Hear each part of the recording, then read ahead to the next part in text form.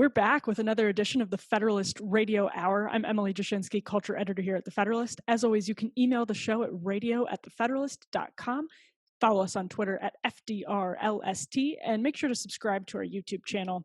I'm really excited about today's guest, and I'm really excited about her book as well.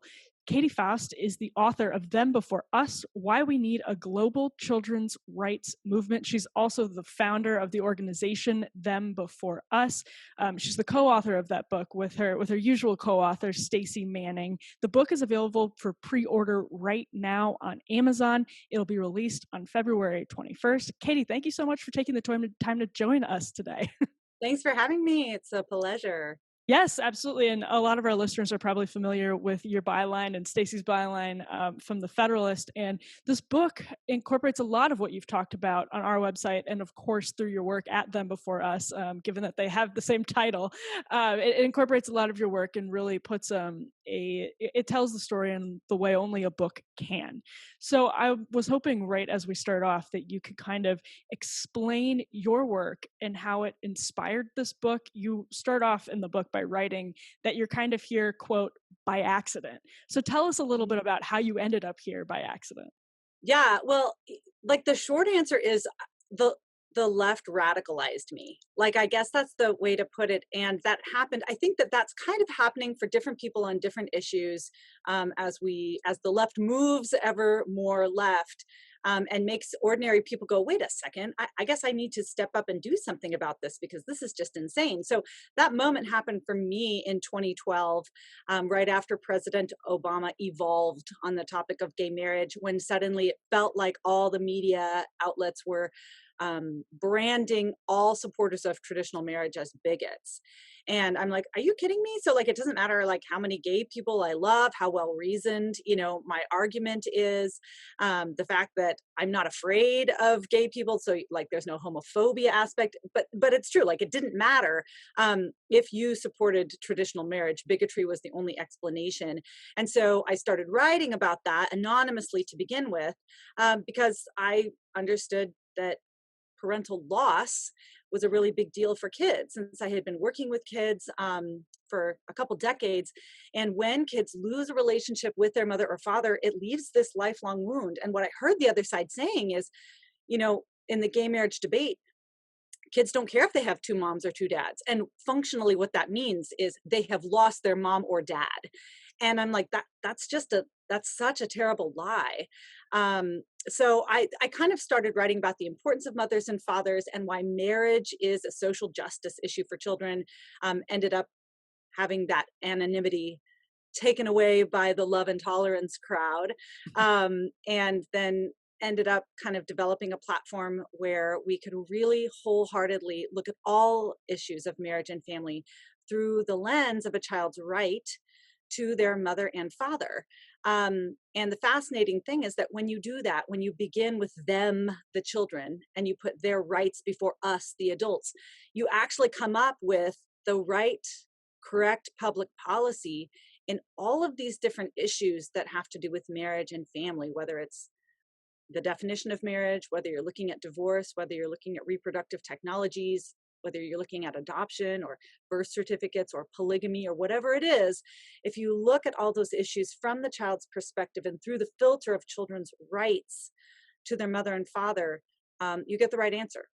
That's really interesting because I think what a lot of people are looking for right now is sort of that clarifying worldview and a way for things to kind of make sense. I'm wondering if you could tell us a little bit about the work that you do at Them Before Us. What does the organization itself do? And maybe just a little bit about your activism. Yeah, we kind of encapsulate it by saying we're here to change hearts and we're here to change laws. So we definitely need to get the message out that children are harmed when they lose a relationship with their mother or father, and that all of society is harmed. If we cannot defend these fundamental rights, we see the fallout in every major social issue that we're facing today, whether it's homelessness or teen suicide or child poverty or high teen pregnancy or criminality or whatever that is, right? You drill down into all those demographics and you find fatherless children. And so we want to get the message out culturally that this is actually a really important issue for kids. And we do that through our story bank primarily by allowing kids to share their story of losing their mother or father, by any reason really except to death.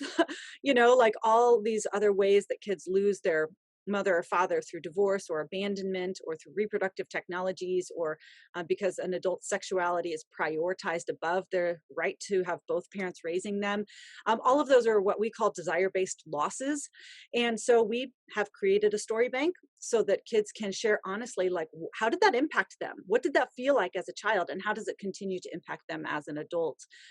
So on social media, we share those stories. We try to reframe what's happening in the culture through the lens of the child, because so often media and culture in general frame the adults as victims, right? Like that it's always about what the adults want and their losses and their longings, when the reality is it's kids who pay the price when adults get the answer wrong. But we also want to change laws. Like we also want to present at Senate hearings and write letters to legislatures who are considering commercial surrogacy. We've submitted amicus briefs to the Supreme Court when it comes to cases that are going to have a real impact on whether or not a child's right to their mother and father is recognized. So we want to do both. We want to kind of shape the culture, but we also want to have a presence, in policy discussions. That's absolutely crucial. You start the book. You don't start the book, but part of the beginning of the book is you start from this argument about what constitutes a child's right, and the concept more broadly of children's rights. You delineate between natural rights and legal rights. So if you could tell us right now about what constitutes a child's right, how we know that children have natural rights, and what that means for your theory, or not your theory, but your prescription for society Yeah. now.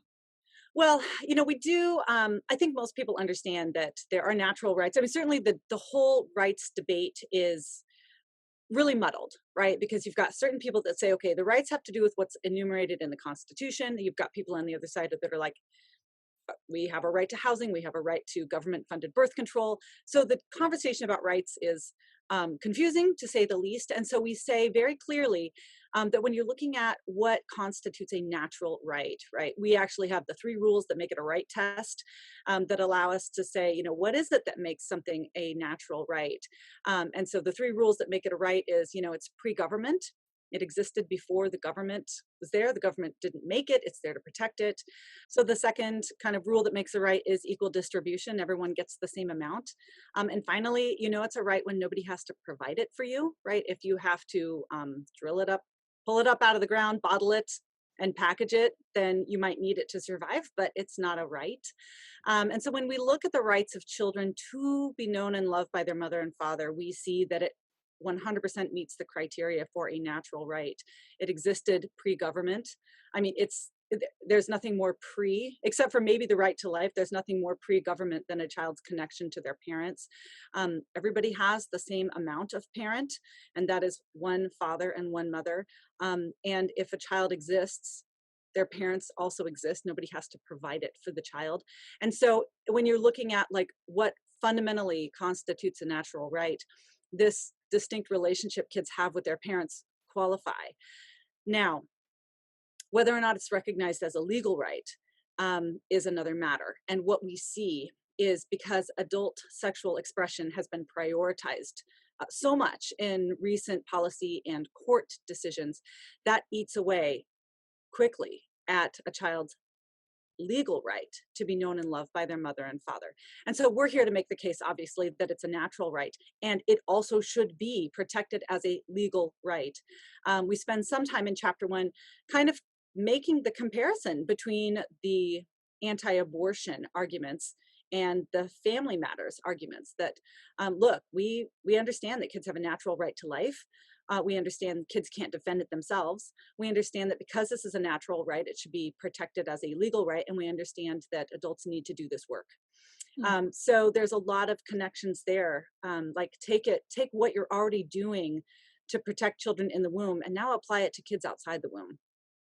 There's a fascinating part early on in the book where you actually take headlines. You kind of rewrite headlines about about various things that I think one of the most important parts of this book is that it addresses things that people don't actually really even think about anymore. We just have this cultural reflex to accept certain things like divorce and surrogacy because that's the way that they're talked about in the corporate media. And you write, after kind of rewriting some of these headlines about Jeff Bezos' divorce or whatever it is, you write, "This is how headlines and pull quotes would read if the world viewed marriage and family from the child's perspective. Instead, we're treated to adult-centric news gossip about Ed Smart's sexuality," Elizabeth Smart's father, I'll just add there, "tawdry details about Pamela Anderson's latest breakup, Instagram photos of Barry Barlow and his, quote, toy boy, Scott, cheek to cheek, the novelty of a five-some raising a baby, and the net worth of the former Mrs. Bezos." Those are all really, really interesting case studies. And again, partially because I think we don't actually think twice about a lot of them in terms of like actually the cultural commentary that we're consuming when we consume those sorts of headlines and what it says about, point A to B that the arc that our culture has gone through from the past. I don't know, like Mary Eberstadt points like 1963 is the moment, the tipping point moment here. But can you actually talk to us about those headlines and how you rewrote them and what it means to have a child, the perspective of the adults versus the perspective of the children, or the priorities of the adults versus the priorities of the children? Because this is something that you discuss a lot that is completely absent from the broader media conversation about the issues that you work on. This is probably the biggest change that people share with me after they start following our work, is they go, I can't unsee it now. Hmm. Every story about marriage, parenting, some GoFundMe account for a surrogacy, even adoption, it is so obsessively focused on adults, and the kids are accessories, like way drop down, even if they're mentioned at all, right? So we took some of the kind of trending headlines around the time when we were writing the book, of and we framed it more like, okay, if we were really focusing on the kids in this story, this is how the headlines would read. And one of them was that woman with 4 boyfriends in Florida, right? And they're like, oh my gosh, this is going to be so fun, like, we're going to have the playing on repeat, like, go ask your dad, go ask your dad, like, the baby goes to each dad, right? And each dad says, go ask your dad, haha, isn't that hilarious, right? And the headline was like, from the mom's perspective, like, I have 4 boyfriends and I don't know which one is the father. Love, don't judge. And we're like, look, if the kid was writing that, it would be like, I grew up with 4 men in my home and I had no idea who my father was. This ain't love. There was just obsessive coverage over the Bezos's divorce and like, how much is she going to get? What's the settlement? And I'm like, there's 4 kids here who would probably say, can we just move to a small, single family home? Like, I want my mom and dad loving me and loving each other, and no amount of money is going to be able to change that, right? No money can buy what I really, really want. For those that are kind of in the surrogacy world, the 2 Britain's first gay dads who started a huge surrogacy company, had children through surrogacy, have been kind of celebrities in the gay world for a while. They split, and now one of the dads is dating his surrogate-born daughter's ex-boyfriend, and they recently just had a baby together, right? They had a baby together, and the focus was completely on, oh my gosh, their new love match, and now they're dating, and I'm like, the surrogate-born daughter who's now an adult is watching her father date her ex-boyfriend, and now the 2 of them have created another surrogate-born daughter who's unrelated to her. I mean, like, nobody's considering what the impact of all of this is on the kids involved. And watch for it. If you're listening to this now, just watch. Just study any headline that has to do with marriage and family and parenting and divorce and reproductive technologies and sperm donor and egg donor and surrogacy. Do they talk about the kids? Look at polygamy and, the new thruples that are cropping up. if they do talk about the kids, it'll be how much the kids love it. You Mm. know, the kids will get a spot in the conversation if they affirm what their parents are already thinking and doing. So how often is it that kids do affirm what their parents' behavior versus what's the breakdown? Maybe it's hard to quantify, but in your experience as somebody who works in the space, how many kids do you think actually affirm their parents' behavior, and there's a difference there between what they're willing to say publicly and what they actually think privately? What is your take on how children react to these things on average? Well, so there's a couple different issues there. The first one is that what I've found is that kids don't even have the space to process this until maybe their late 20s. Hmm. That when you're in the home of your parents, whether they're your divorced parents or your same-sex parents or the parent that created, the single mother by choice who created you through sperm donation, kids actually have a real, I think, God-given natural protectiveness for their parents and a loyalty to them. And so it's very hard to criticize them, especially when you're talking about desire-based reasons for child loss. There's this really strange dynamic. So let me back up just a little bit and say, my husband's mother died, was killed in a car accident when he was 16. And everybody came around him, mourned with him, like bore his burden with him, shouldered the load with him. He was free to grieve and mourn. Everybody remembered along with them. Him saying, I miss my mom, didn't involve any blame or carried no hint of accusation. If a child in a divorced home, or if a child with same-sex parents or a child created through egg donation were to say, who's my mom? Have I met her? I miss her. I don't know who this woman is, but for some reason I love her. Mm. A child saying that in a home where adult desire was prioritized above their right are actually indicting the people who made the decision for that parent to be gone. And so it's harder to process that loss, right? For the child with two moms to say, I miss my father. I wish I had a dad. They're talking to the person who is responsible for the father being gone.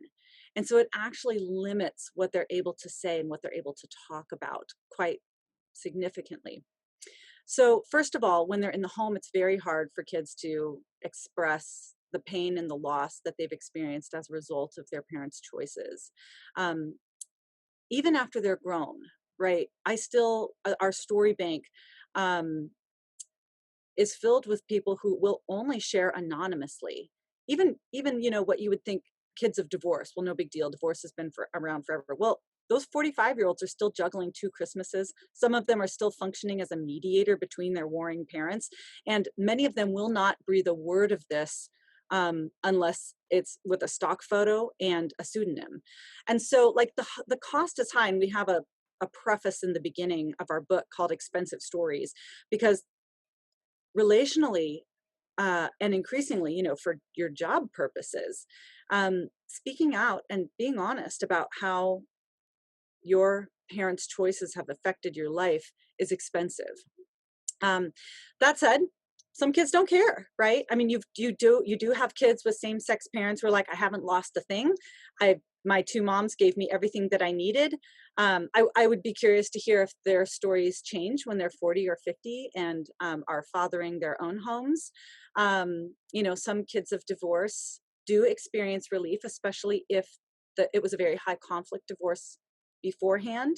Sometimes if it was a high conflict marriage, the divorce can function as somewhat of a relief to them. But that's, we go through it in our chapter on divorce, that most divorces are not high conflict abusive.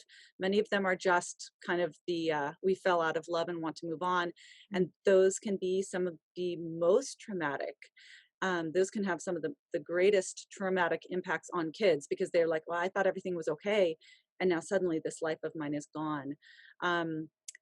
When you look at like kids created through sperm and egg donation, maybe 80% would say, I really, really long to know the identity of my donor.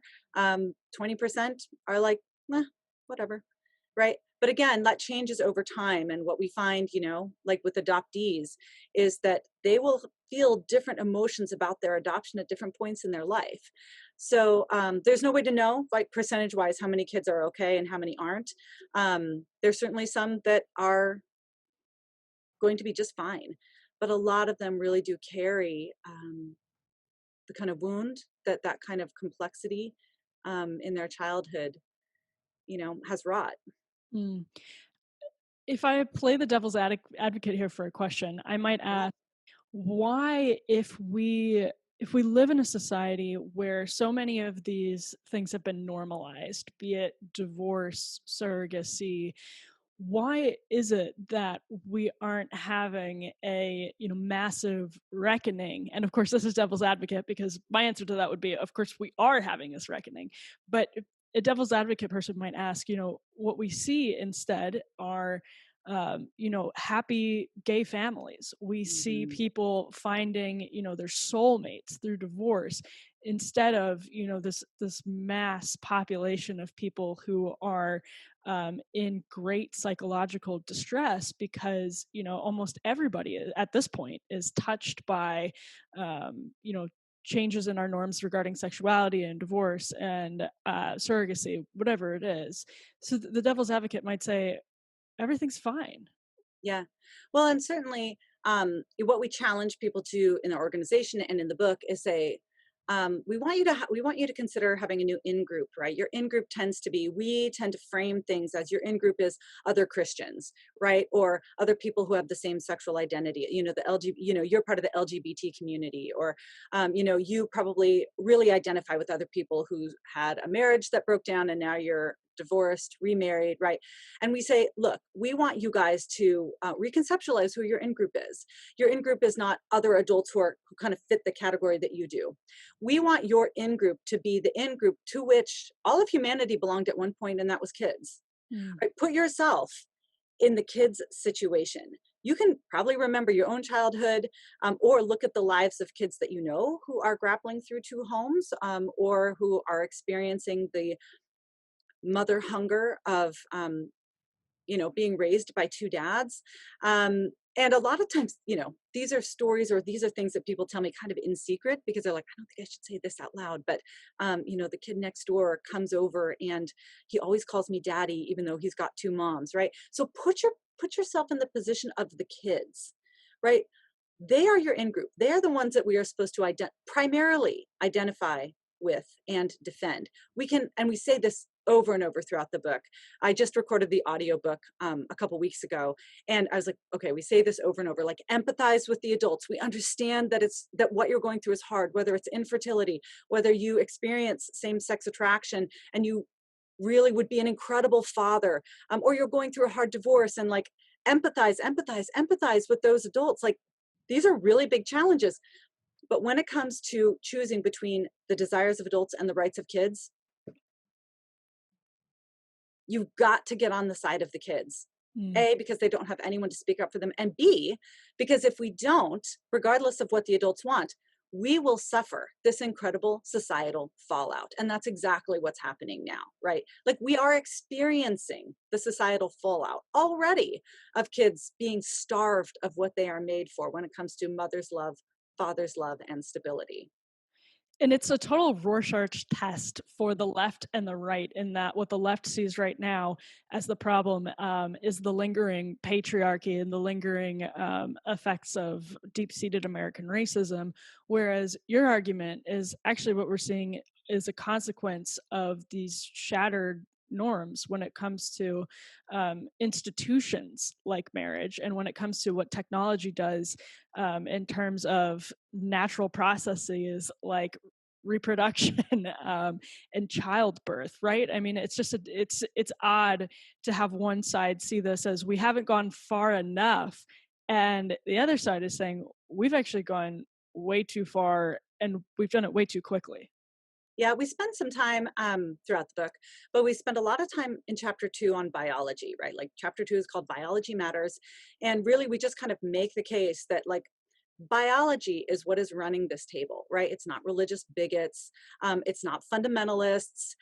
It's just biology. This is just the natural world of, it's not the patriarchy, right? None of that. Like, if you are against this natural right of children, if you want to argue away the importance of a mother and father, if you want to advance the cause of modern families, your opponent is biology, period. You are up against the most self-evident biological force, really, that there is, and you won't win that fight. You might be able to frame this in an ideological way that's palatable to some, but that fundamental reality that kids need, crave, have a right to their mother and father, and that all of society is going to flourish if that right is protected, that is going to endure regardless of what kind of ideological spin that you want to put on it. Something I really like about this book is that it's extremely readable, and you tackle these issues one at a time, and you do it, carefully and patiently, chapter by chapter. And those issues are things that, as I said earlier, and maybe this is your experience, maybe it isn't, I think in so many cases, we're conditioned to not even think twice about. Divorce is a good example, and surrogacy is another really good example. The way the media covers surrogacy, I think, makes it extremely difficult to have a conversation about it at all. It's as though it's this incontrovertible gift, and I'm sure for so many people it has been. But can you talk a little bit about why, if we sort of narrow in on surrogacy, why that does leave many children wounded, and how to talk about it? What is the empathetic way to approach this issue? Because it is really, really difficult, especially when you see the media coverage of like celebrities who have gone through this process, and the picture that is painted is so happy, and you want to be happy for them because we do have this natural inclination to be parents and to reproduce and to all of that good stuff. What's the empathetic way to talk about it, and what is the wound that it can cause? So first of all, we can and we should empathize with people who long to be parents, but who are struggling to, whether because of infertility or whether because they are in a non-procreative relationship. Like, that drive to become parents is fundamental. It's natural, it's biological. And I would say it's rivaled only by a desire, by a child's universal longing to know who their parents are. And so really, when you look at any of these questions of, I so long to have a child that I am willing to use a sperm donor or an egg donor or a surrogate, what you're saying is, like, my desire to have some kind of biological connection with my child trumps my child's right to have a relationship with both of their biological parents. And so you're really just transferring that longing onto your kid. And at them, before us, we say, look, the whole mantra is adults need to do hard things. In that situation, somebody has to do something that's hard. The adults need to channel their desire for a family into a way that honors the rights of children, which means they may not get what they want, or the child is going to have to shoulder the load. And in the children's rights world, we think it's adults that should do hard things. So let's look specifically at surrogacy. The best way to talk about what surrogacy is, and I'm glad that we're talking about this, because especially in the pro-family, kind of pro-life world, unfortunately, there's a lot of moral confusion about reproductive technologies, because we love babies and we love life, and that's all very true. But we should never love babies to the point where we are forcing kids to sacrifice, right? Like, that is not a pro-life message. That is the anti-life message, is forcing kids to sacrifice so adults can live as they please, right? So let's take that into the reproductive technology world. Anytime an adult is asking a child to sacrifice for their desires, it's an injustice. It's an injustice. And what surrogacy does is, surrogacy is crazy, because it does look very glamorous and wonderful. I mean, you follow these curated Instagram feeds of people who have had surrogate born children, and you're like, glory, wonderful, no downsides. But what surrogacy really is surrogacy allows you to splice women, mothers, into three different components, right? So you have the genetic mother, who contributes the egg. You've got the birth mother, who the child bonds with in utero. And then you have the social mother, the woman who raises the child. And surrogacy is sort of an a la carte, like pick which mother that you want. Whichever one you don't have that you need, we can supply the others, right? So if you are a heterosexual couple that wants to be the genetic parent and raise the child, but you need a womb, right? We can offer you this. If you are a single woman, right, who doesn't have the time to get pregnant, doesn't have, and maybe she's past prime childbearing age, and she needs a egg donor, right? So we can check out our egg donor catalog. You can purchase a womb and then you can raise the child yourself, right? And then you have other situations, gay parents or single men who don't have the egg, don't have the womb, never intend to have a social mother at all, right? Surrogacy can provide the parts that are missing. And so the problem is that kids need all three. Kids need all three mothers. They long for their genetic mother. They suffer a primal wound when they are separated from their birth mother. And they desperately need the maternal love every day of their life in their home through their social mother. And if those roles are not found in the same woman, you will be forcing loss on the child. At this point, a lot of people will say, well, what about adoption? Children lose their birth mother through adoption. And I am the former assistant director of the largest Chinese adoption agency in the world. And so I recognize adoption, and we have an entire chapter on adoption in this book, and talking about how adoption is a critical institution that serves the needs of children. But at the core, at the bottom of every adoptive situation is loss, a loss that affects that child for the rest of their life. And I say that as an adoptive mom too, who has an incredible kid, but a kid who does continue to experience loss because he was separated from his first family. So I do hope people read the book. There's a lot of problems with surrogacy. We kind of talk about, what about the best case scenario where the child is gestated for 9 months and then handed over to their genetic parents? Isn't that okay? And we talk about, no, like that fundamental connection with the birth mother is actually critical to child bonding and attachment. And you can't just cut and paste that onto the genetic parents who, on the moment on the day the child's born, like those two genetic parents are just 2 of 7 billion strangers. It's the surrogate's body that the child knows and craves and longs for. In the surrogacy chapter, we talk a lot about how abortion is a really big part of surrogacy. We talk a lot about how there's no vetting and screening of surrogate parents, and that's true for donor conceived parents as well, that if you have the money to purchase a child, you'll get a baby regardless of whether or not you have any genetic connection and whether or not you have a criminal background. Nobody's checking to see what your mental health status is. The only kind of clearance that fertility clinics are looking at is whether or not your check is going to clear. So we have situations of child predators who have procured children through surrogacy and exploited them. So surrogacy and donor conception is radically different from adoption, which is built around child protection. One counter argument I'm sure that you've encountered is, especially since something that's so complicated about this entire conversation is that we're sort of living through this experiment right now.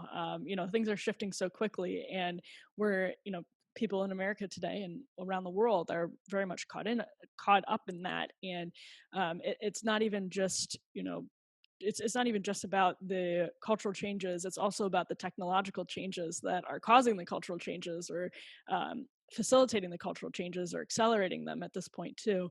Some people might point to children of IVF and of surrogacy and say, well, it's either this child exists or this child does not exist. Mm-hmm. Why would you argue for the alternative? Why would you argue for this child to have never been created? I'm sure this person is glad at the end of the day that, their parents chose surrogacy, because if they hadn't, they would not be here.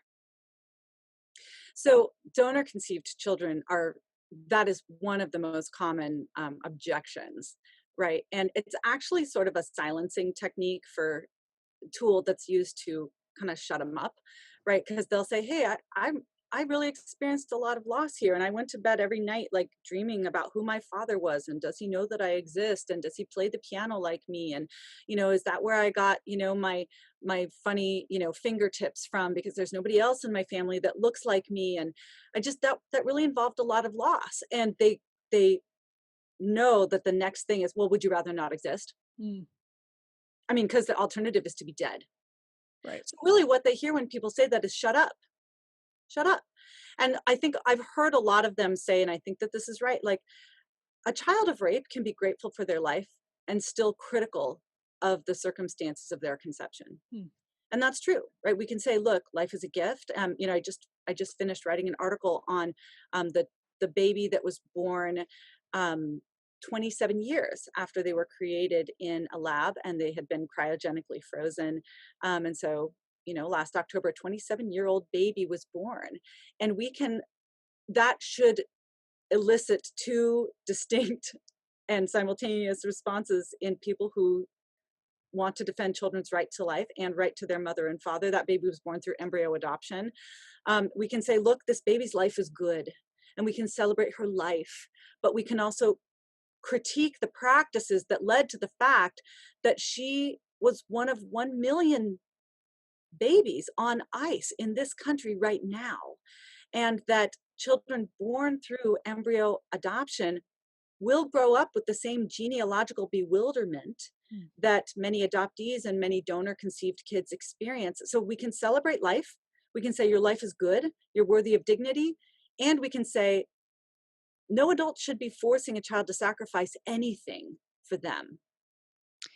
How central are our shifting adherence, or is our culture shifting levels of faith to this process? And I use the word process because a lot of what you discuss are trends that are slowly moving in the wrong direction. So how central would you say the decline of faith is to the process that's is causing so many of these problems? Well, I think, I don't know if it's a faith issue as much as it is, like you said, cultural norms, right? That when people marry later, when you are told that your family can and should reflect your romantic inclinations, whether that is, a dad who's running off with his secretary because the world is telling him, you do you, follow your bliss, or the woman who says, well, I don't want to wait for Mr. Right. I'm just going to do this on my own. I mean, those are all the cultural messages that we're being told. Um, then yeah, like, you start to think, I have a right to this, right? An adult desire is often framed as a right to parenthood, a right to marry, that drove the gay marriage debate, a right to happiness. And so I think it's that cultural mindset that drives it more. But I will say that um, Christians, faith leaders, need to get in on this. They need to get in on this conversation.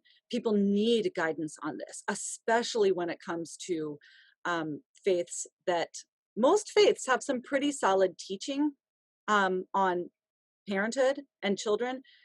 All of the 5 major religions of the world have something that resembles man-woman marriage because they understand that it's a social good, that it fits with the pattern of male-female complementarity. And so, other than, I mean, I'm married to a Baptist pastor, and I'll say Protestants have a lot of work to do here in terms of educating their congregants on the fact that if you do this wrong, um, if you're forcing a kid to sacrifice for you, you are out of step with the message of Christ, Mm, right? That he says that it's not the weak that are supposed to sacrifice for the strong, right? The pattern is that the strong are supposed to protect the weak. Fatherlessness was one of the 4 blights, the 4 demographics that in the Old Testament and the New Testament Christians were supposed to give special protection for, the orphan, the widow, the poor, and the sojourner, right? And so God's design for sex and marriage was to prevent fatherlessness. But now our culture is incentivizing and creating fatherlessness, often in the name of progress. Christians need to stand against that. So there's a lot of space for faith leaders to get some clarity about all of these subjects, whether it's the importance of marriage, whether it's how to navigate reproductive technologies, whether it's questions about LGBT parenting and encouraging and compromising when it comes to gay marriage. We had better start standing firm because honestly, as far as I can tell, the religious, Christians, Catholics, and a lot of the Muslims that I follow seem to have a spine that doesn't exist elsewhere. So we need to use it for the sake of protecting kids. Yeah, I wonder that because I'm curious as to how we would, it's sort of an impossible question, but I wonder how we would approach the issues that some of this new technology broaches, IVF and surrogacy, in a different sort of cultural context where there were more people of faith in the country. It's a strange kind of thing to sort of think about, but it does seem like we are now in a hyper secularized context, and we're having to consider some of these really difficult questions that technology is raising. And we don't really have a a strong, we're not really tethered to any strong sense of morality as a society. And I imagine that something you encounter a lot is something that I've spoken with Mary Eberstadt about and Spencer Clavin, which is postmodernism and the concept of my truth. And I have to ask how that sort of factors into a lot of conversations that you have, or a lot of case studies that you've read, of parents who may get divorced. I mean, Glennon Doyle, that has to be I'm sure you're very familiar with that example, right? I don't know if I am. So tell it to me. Okay, so she wrote the book, I forget the title of the book, but the one about how she divorced her husband and they had multiple children, and became a lesbian, and now Mm. lives, I believe she's married to another woman. But that was a really popular book, and I think it normalized this idea that you have to kind of follow your arrow, as Casey Musgraves might say, but sort of like follow your truth and live your truth. And I'm wondering how important you've seen that mindset, how important that mindset seems to be right now in 2020 in this hyper secular culture as people approach some of these issues. Oh, I think you're exactly right. And it's that whole like if I want it, I have a right to it. Yeah. I mean, we start to use that kind of language. But when adults frame their desires as rights, kids lose their actual rights. Mm. And so the main, if you want to if you need some religious doctrine, here it is. Don't make kids sacrifice for you, right? Adults, you need to do hard things so that kids' rights and needs are protected. And of course, it's the most unpopular message that you could share today, that adults need to restrain themselves, sacrifice, um, conform to the rights of kids rather than expecting kids to lose their rights to conform to the life that an adult wants to live. It harms them.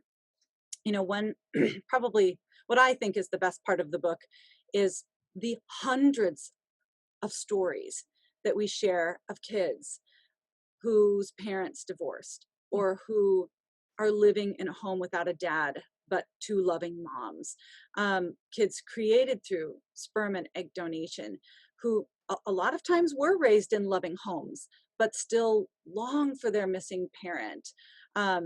Like, read their stories, look at their actual lives, like grapple with the reality, not the euphemisms of if the adults are happy, the kids are happy. Look at the kids' lives and tell me, like, was it worth it? Right? Was it worth it? Their turmoil, their struggles, their diminished outcomes, if you want to talk about it in kind of sociological terms. But you are messing with a child's whole life here.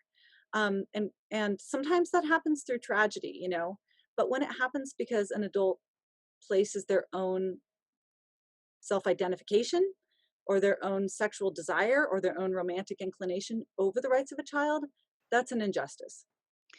I want to talk about marriage and divorce, for a reason that I've mentioned a couple of times in this conversation, which is that it's sort of like these issues have been these trends have been so normalized that a lot of people probably don't think twice about them.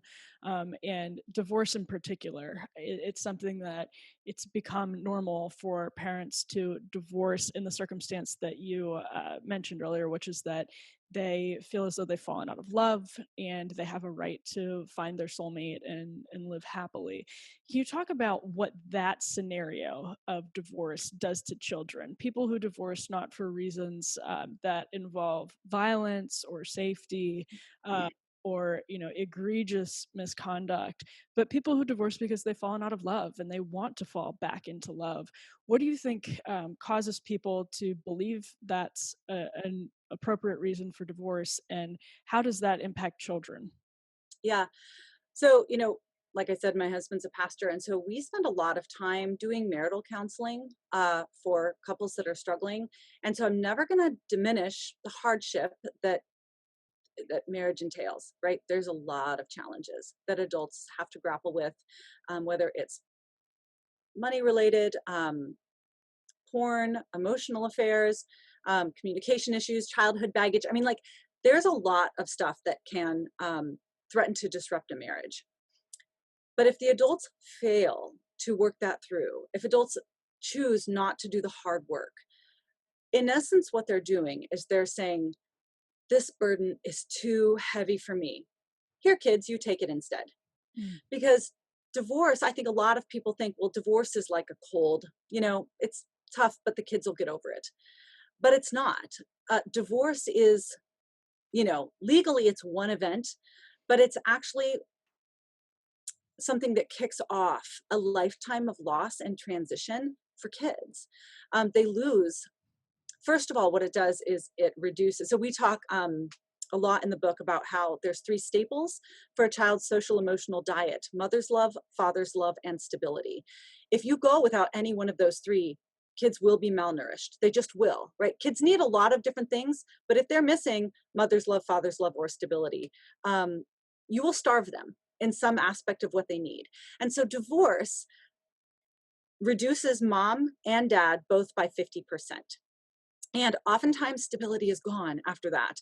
You've got so much transition happening with mom moving out, getting a new place, finding a new partner or husband.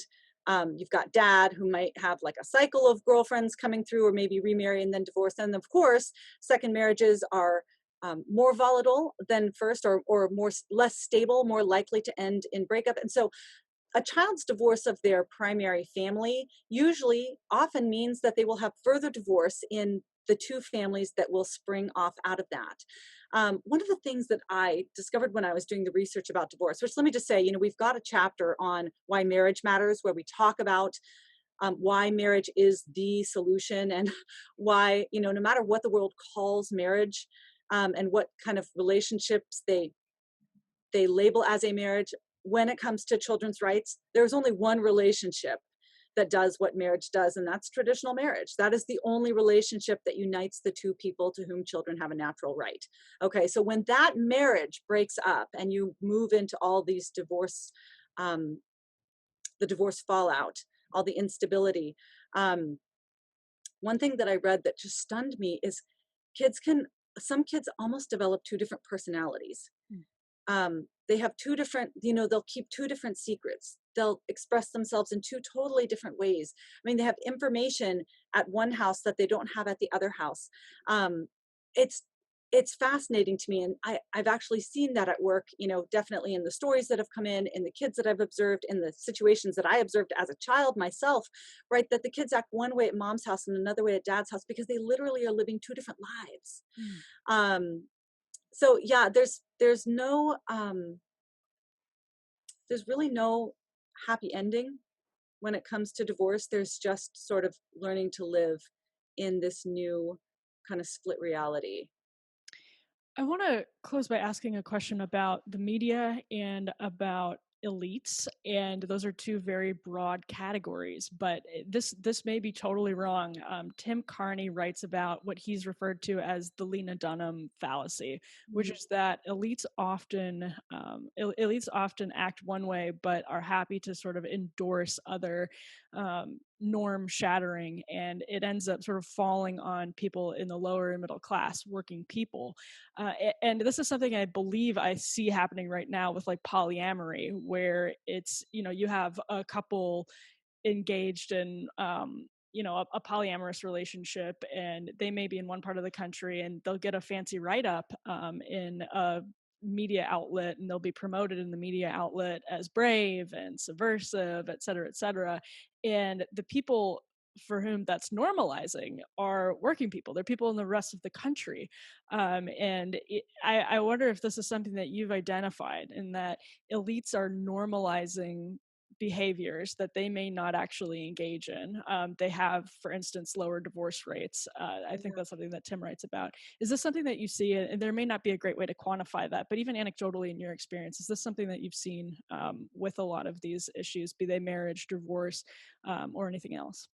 So we don't cover this a whole lot in the book, but you are 100% correct that we are seeing a massive marriage divide in the country, right? That the elites who are like sexual freedom, whatever, right? They tend to have very stable marriages, low divorce rates. And as a result, they've got kids who thrive. They're able to amass more wealth, create more wealth for them, get more education, all of this, right? But when you preach this, well, yeah, but marriage doesn't matter. It's just a piece of paper, sexual freedom. Well, the people who suffer the most are the most vulnerable, right? A lot of times minority communities, certainly the poor. And so we see that, man, we missed the boat so royally on the marriage conversation, honestly, because marriage is probably the greatest factor when it comes to child thriving. Because it is the thing that ensures that it's the best shot kids have at a good education, good health, stability, mobility, all of that, right? Like it is married mom and dad raising their kids together. And what we're seeing is this perpetual cycle of kids who don't have marriage have a harder time than creating stable partnerships and relationships for themselves, more likely to also have children out of wedlock. And then the cycle perpetuates, which keeps them stuck in this world of low earnings, poor education, limited opportunity. Marriage is one of the most powerful, and can I just add, the cheapest way to help kids. And yet it's the one thing that we won't touch, right? Because it actually demands that adults do hard things in their own personal life. But yeah, we are seeing that the decline of marriage especially is hurting the most vulnerable, and then creating cycles where kids have a hard time clawing their way out. So marriage is a social justice issue for children. There's just no way around it. And other, combinations of adults, whether they call that marriage or not, will not do the same thing for kids that their own married mother and father will. And that will never go away. It doesn't matter, what kind of legal changes we make. We often say it doesn't matter what the state defines as marriage, you're never going to be able to legislate away a child's longing to be known and loved by their mom and dad, right? So you can either have a law that reflects that natural desire and that natural right, or you can just have laws that affirm adult desire and make marriage a vehicle for adult fulfillment. And I say, go with the one that secures the rights of kids, because if you do, not only do you protect the individual child, but all of society is going to thrive as well.